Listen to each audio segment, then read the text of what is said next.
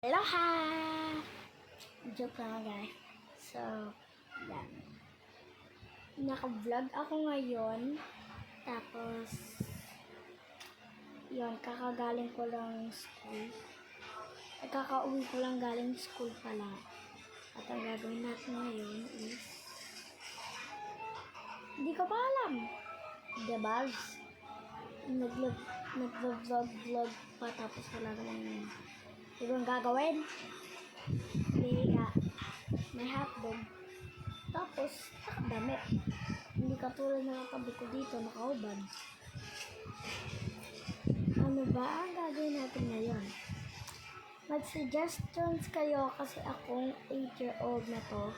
Yung 8-year-old na to, ng babae is bored. Kahit wala akong subscribers, kahit wala akong